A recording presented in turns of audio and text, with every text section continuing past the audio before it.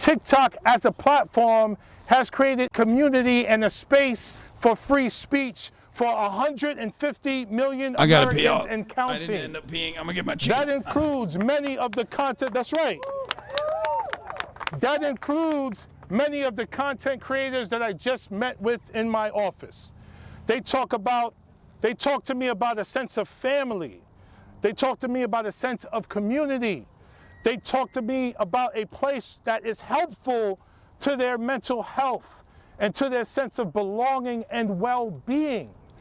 They talk to me about finding a place where they can communicate with others like them and learn to love themselves even further. And I so appreciate them being that honest and vulnerable with me in terms of how they engage with TikTok. TikTok is also not just a space for building community, but it's used as an educational tool where you have professors and teachers providing content for students to engage with and learn from. That is what TikTok is for so many Americans. It's also a place where 5 million small businesses are selling their products and services and making a living. Making a living at a time where our economy is struggling in so many ways.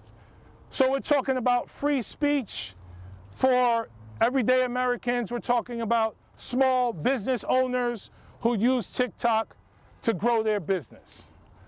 And my question is, and we're going to pivot to the other part of the conversation, why the hysteria and the panic and the targeting of TikTok?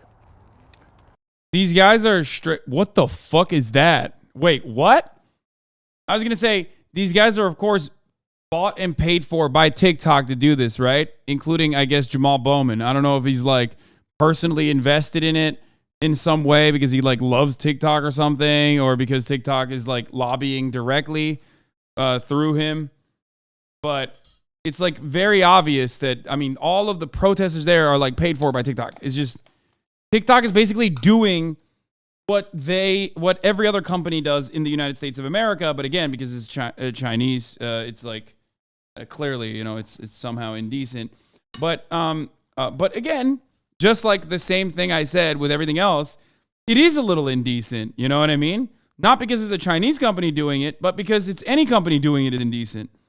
It's such an interesting fucking situation for someone like myself to find themselves in this predicament where, like, on the one hand, it's like fucked up that they're doing it, but on the other hand, it's not any different than any other company doing it, but now everyone is upset about it because it's China doing it in their minds.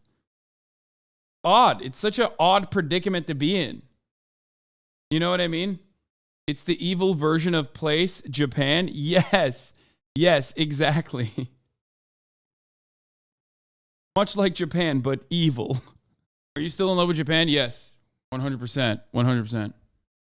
As we know, Republicans in particular have been sounding the alarm, creating a red scare around China. They've been doing it in a variety of ways when it comes to economic competition. I mean, he's right too. When it comes to semiconductor manufacturing, and when it This comes is true. to technology. In terms of TikTok's behavior and its risk to national security, it poses about the same threat that like Facebook and Instagram and YouTube and Twitter pose. So let's not marginalize and target TikTok. Let's have a comprehensive conversation about legislation that we need, federal legislation, to make sure people who use social media platforms are safe and their information is secure and their information is not being shared or sold to third parties. Because guess what? You can ban TikTok, but there are still data brokers who sell our data to other countries and businesses in other countries. They sell to the highest bidder. So let's not have a dishonest conversation. Let's not be racist towards China and express our xenophobia when it comes to TikTok, because American companies have done tremendous harm to American people. Facebook looked the other way and allowed Russia to interfere with our 2016 election. This is a fact. This is well documented. I didn't hear any member of Congress talk about banning Facebook for doing this. Facebook, Twitter, and Instagram and other platforms have allowed lies and misinformation to live on their platforms, even though that information may have been harmful to others.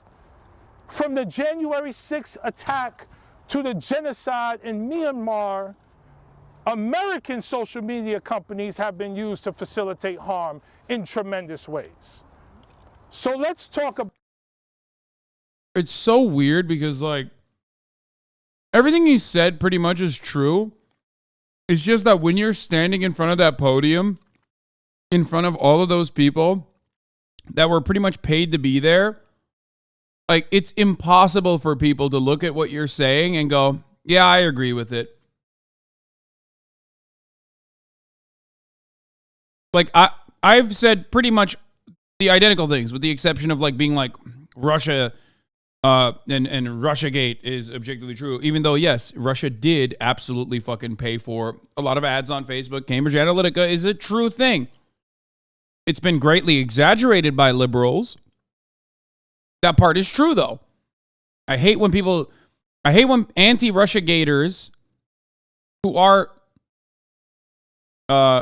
correct in their position take it so far as to say, oh, dude, what the fuck? I can't believe you're even bringing up Russia here. Like, no, they did. I mean, it played a marginal role, and it says more about, like, American politics in general that, like, a couple fucking $1 million on, like, hyper-targeted ads could, like, undermine it, right? Because it didn't.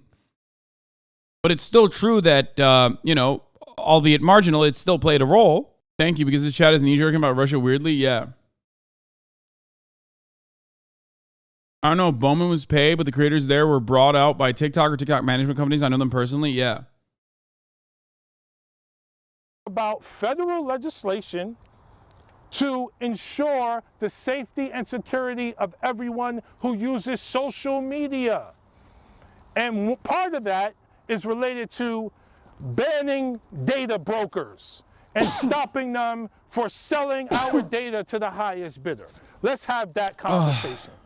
Let's have the conversation, by the way, let's have the conversation around how many people who sign on to social media aren't even aware of what happens to their data as they sign up. Let's have the conversation about that. Allow people the option to opt out of having their data be shared with third parties and corporations and governments that use their data for God knows what. I mean, we've allowed facial recognition software to be sold to hostile governments around the world. Let's have an honest global conversation. Including this China. Is not just about TikTok. This is about social media. By the way. Let's talk about social media monopolies and breaking up big tech. There was bipartisan legislation introduced last Congress that did not move at all. Obviously, we want to talk about some of the addictive nature of these algorithms. Let's have a broader, more honest conversation about social media, and let's not scapegoat TikTok because they happen to be owned by a Chinese organization in this time of heightened xenophobia since COVID. Let's have honest conversation. American bases are currently under attack in Syria. Yeah, I don't care. Yeah, what do you want me to say about that? Oh no. What the fuck why are there American bases in Syria? Here's my question. Everything you said, it was 100% right? Yeah. I agree with the things he's saying. It's just that saying it in front of the motherfucking podium like that, saying in front of the podium, in front of the TikTok podium, well, it's not great. Is there anything else that we haven't covered about TikTok? I feel like we've really dove deep into it, right?